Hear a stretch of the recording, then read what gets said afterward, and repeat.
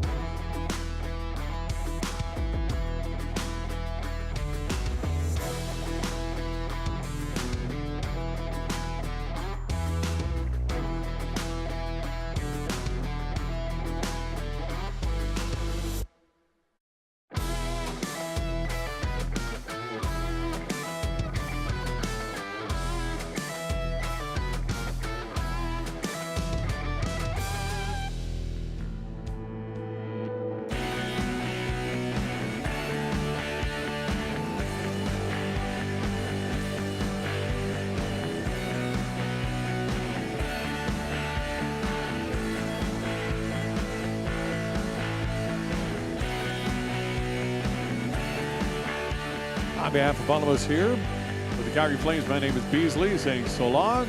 Enjoy your evening and your weekend, too. Right now, Brendan Parker and Cory Sarich standing by with tonight's Flames TV live post-game show, presented by Original 16. Original 16 gives you the chance to win one of 3 Calgary Flames fan experiences. Details in the new limited edition 15 packs of Canadian Pale Ale. Original 16, official beer sponsor of the Calgary Flames. Must be of legal drinking age, no purchase necessary.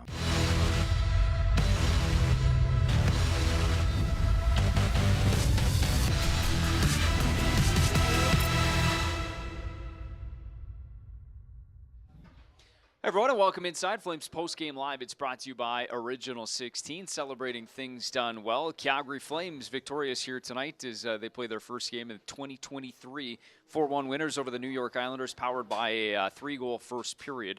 As we welcome you inside, Brendan Parker alongside Cory Sarich here tonight. And maybe first, let's just get your thoughts on this hockey game. And not a lot happened in terms of offense after that first period, but it was a heck of a start for this Calgary Flames hockey team tonight. Yeah, they did what they needed to do early. They needed to get on a team that is coming off a loss, traveling down from Edmonton, and anytime you can get that, that's an advantage here in Calgary. And the Islanders were really sleepy to start this game, and Calgary capitalized on their chances. And nice to see them get a little breathing room for a change with all this chatter of 1-goal games around here. No question, and that has been the conversation dominating things here over the last couple of days. So, I mean, what does that do? What does that do for a group when you can stockpile a couple in the first period and really build on your momentum? And you get the first one, but not just that, and add a couple to it.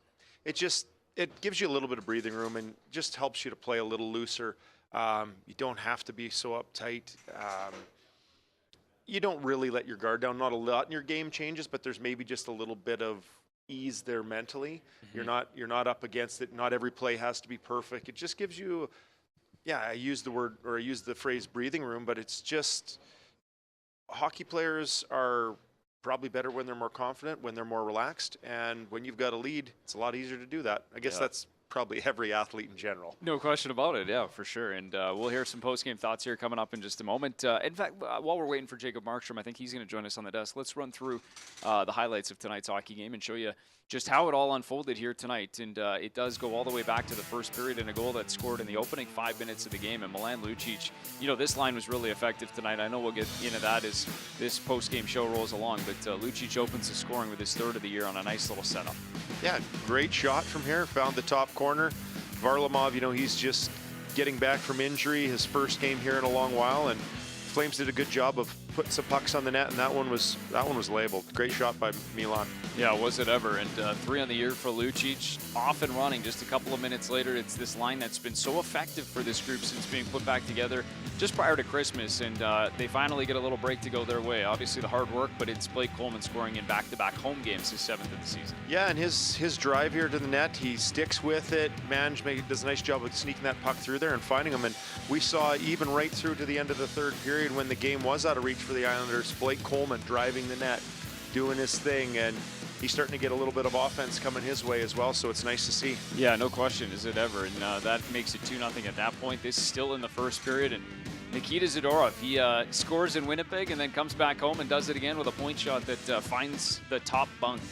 Again, a lot of chatter tonight around the arena about the Islanders having the top scoring set of defensemen in the league, and I completely thought that the Calgary Flames outplayed them for the most part tonight. They outperformed them. The D-core of the Flames were crisper leaving their own end, and Zadorov cashes in. This was the only marker against, and it did come late in that first period. Obviously makes things interesting entering, the final 2 periods, and it was Parise stepping outside, then finds the top shelf, his 12th goal of the season. So it was 3-1 after 1, no scoring in the second period, and then this was the insurance marker that the Calgary Flames were looking for, and they get it in the form of their All-Star nomination in Nazem Kadri. Maybe a little help from a deflection, but scores his 15th of the season either way. I don't think it hurt to have the big body passing through the window of the goaltender there as well, providing a little screen, little seeing eye shot by Kadri, and they definitely needed that. Just puts the game out of reach and seals it off. And haven't had too many of those games around the Saddle Dome this year where it's start to finish, control the lead, no lead changes, no high drama. It was nice for a change. Well, and I'd imagine when you're listening to Nikita Zadorov talk in that second period, you obviously get a couple of big saves from Jacob Markstrom in the second, but in the third, it was pretty quiet. Pretty quiet in terms of what you gave up, and you got to like that as a group when you can, as you say, you get some insurance for sure, but the fact that maybe you didn't have any nervous moments, there wasn't a lot, given up in the defensive zone either. And kudos to the Calgary Flames. They went out and they just played their game, and they played at both ends of the rink, and they didn't just sit back and let the Islanders gather some momentum and come at them. They didn't try to protect a lead, sit on a lead, go into the defensive shell. They actually went after it and just played their hockey game, and that's what you have to do. Yeah, well said. And we'll hear from head coach. I think maybe let's join head coach Darryl Sutter. I think he's at the podium now. We'll listen in on what the head coach thought before we hear from a couple of members of the Calgary Flames inside the Flames locker room. Let's hear from the head coach now. Here's Darryl Sutter.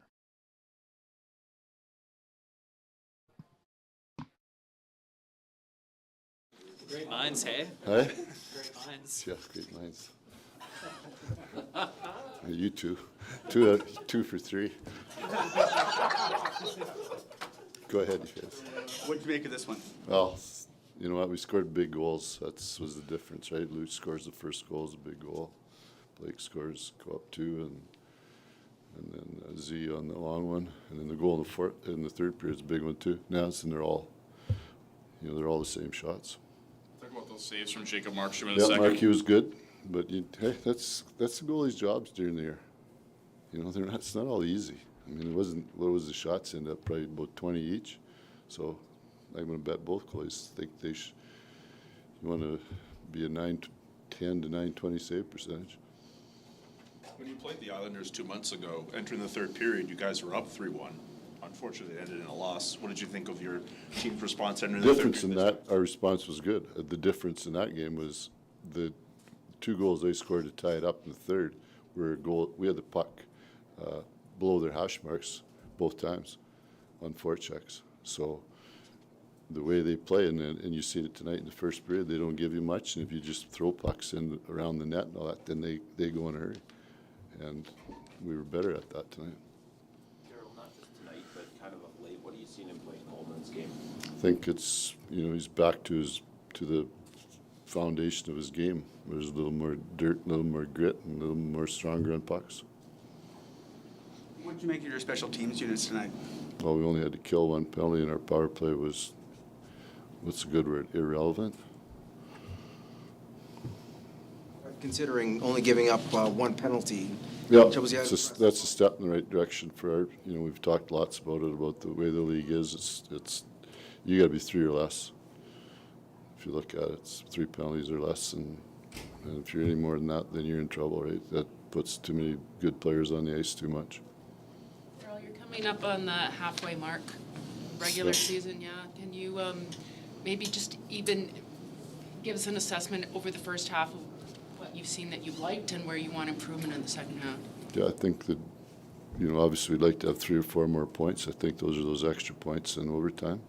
I think we have 7 1 points.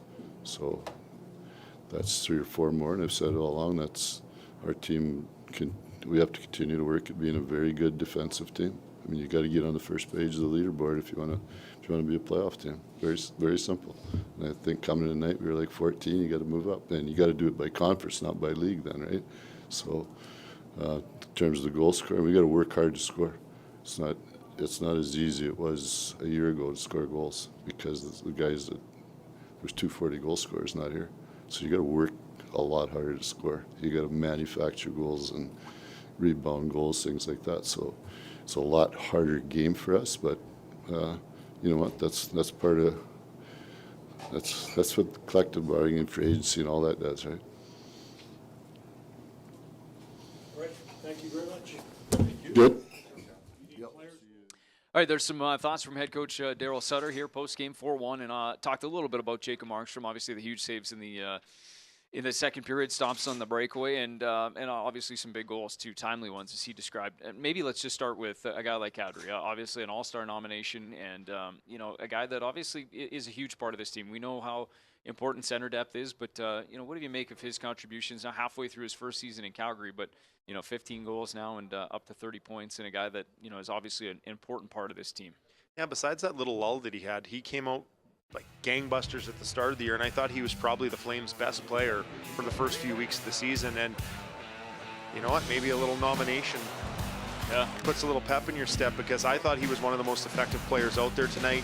He was involved in every period, lots of shots, lots of chances. He made some great plays on some of his back checks during the second period to break up some plays. So he's a vital piece of this team, and the more confidence that these guys get, himself, Huberdeau, you get Lindholm going, clicking on all cylinders. That's what it's going to take for this team to have some success this season. So it's good to see. The more pieces of the puzzle that fit, that's great.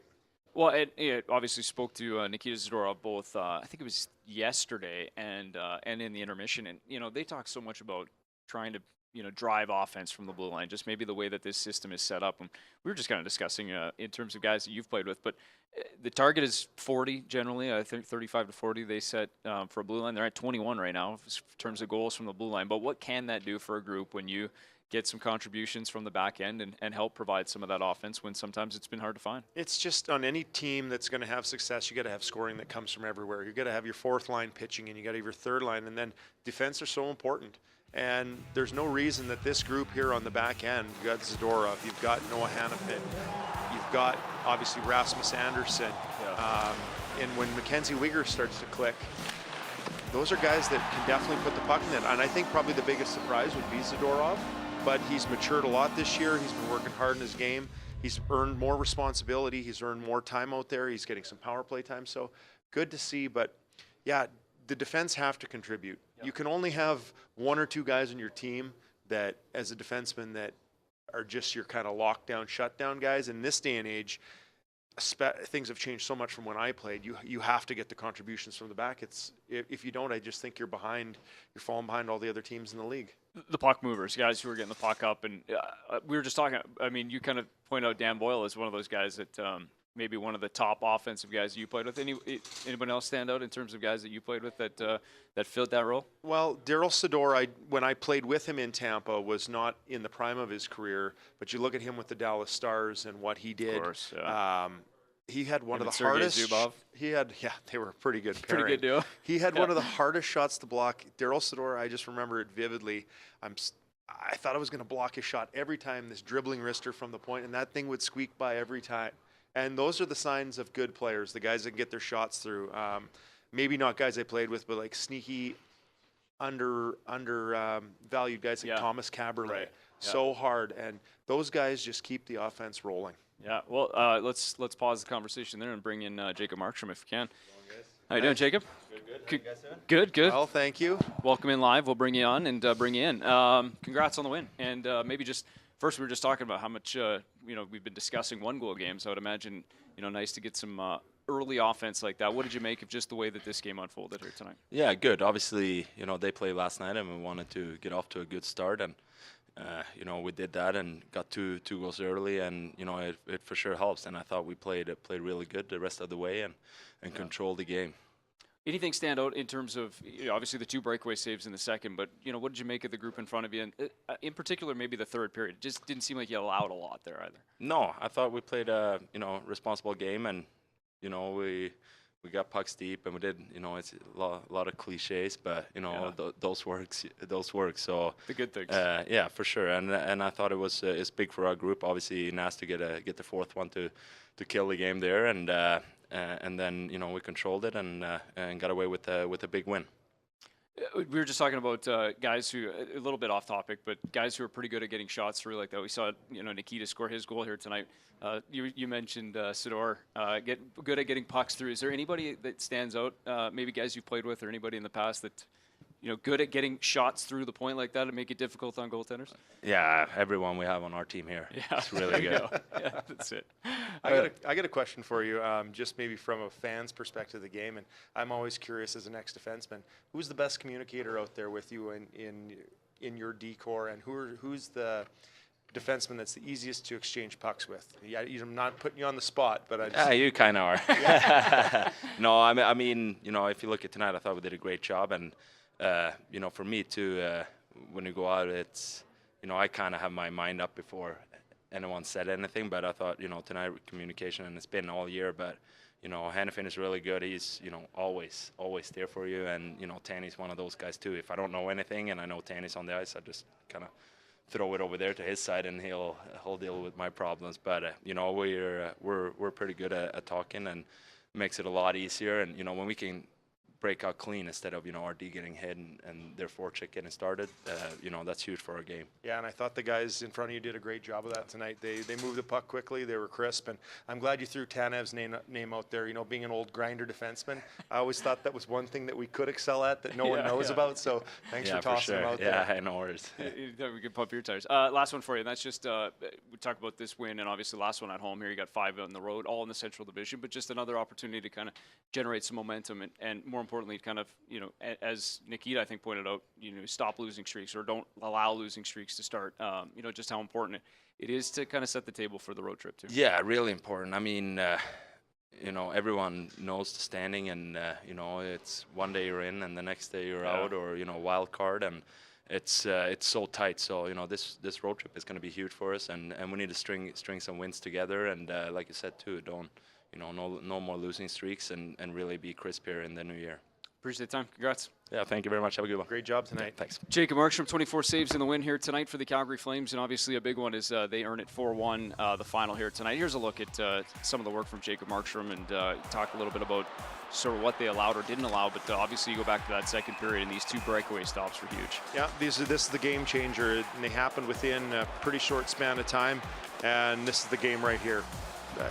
I would vote it hands down. If he lets one of those in, it's a little more momentum for the Islanders. He lets 2 of those in while we're in for 1 tonight. Tie. And that was just a complete momentum killer for the Islanders, and they didn't put up much of a push after that. Yeah, well said. All right, let's go inside the locker room and hear from our first guest inside the Calgary Flames room, and it is Blake Coleman. Scores in back-to-back home games, his 7th of the season here tonight.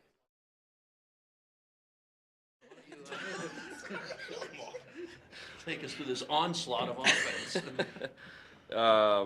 Yeah, obviously a good start for the group. I thought, 6 shots in the first isn't ideal, but capitalize on opportunities, which has been a bit of a miss for us in some of these games. So good to get rewarded on a few chances, and obviously that gave us the start we needed, and then just gave up the 1, so it was good. And your goaltender, right, when needed.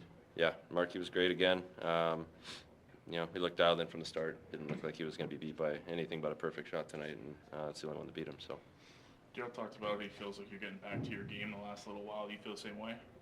Yeah, I think it's been good. I think a little more assertive in my game, a little bit more reminiscent of the way I should be playing, and it's helped playing with backs and manage, I think they bring out the best in me in the way that I need to play, and because they play a similar game, they play hard, they forecheck. If we look at our game, it's simple, but it's hard, and we generate a lot of our offense off of turnovers, and like I said, they're fun guys to play with. Is this the kind of, I guess, is this sort of the ideal kind of game to head off on a long road trip on? Like, I think 3 out of 4 lines scored goals. You had a lot of aspects of your game really going. It's important. We wanted to finish the homestand well, and anytime you can pick up 2 points before going on a long road trip, it's important. And then more importantly, obviously, we're climbing up in the standings. We're scratching and clawing to keep moving up here, and you got to win home games, and you got to have a good home record to put yourself in a good position down the stretch, and this is just another one to check off. You mentioned last time sacrifice to the hockey gods. Just you've been around the puck a lot, but not getting rewarded. So the past few games, have you changed up the routine or anything, or is anything different that you might not have done before? Or No, I canceled the bonfire. I just it's not much different. The opportunities were there, which is in my game. That's where I focus. I'm more concerned if the opportunities aren't there, and because when they are, this is what seems to happen. They end up coming, and typically my career would be in bunches. So, other than maybe a little bit of an emphasis on, finishing a little bit harder and going to the net with a little more, I don't know what the word is here, but more aggressively going to the net.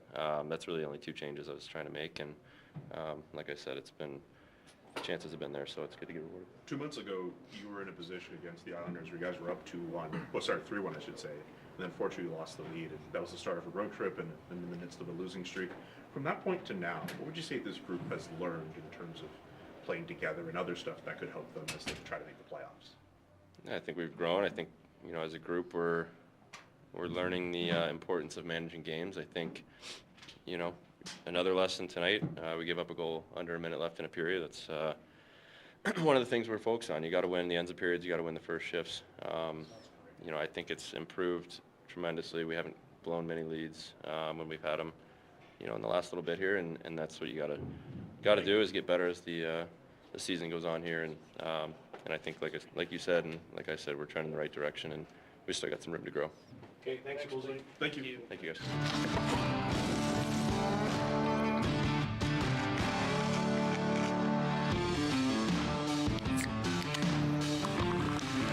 Original 16, a great way to celebrate things done well.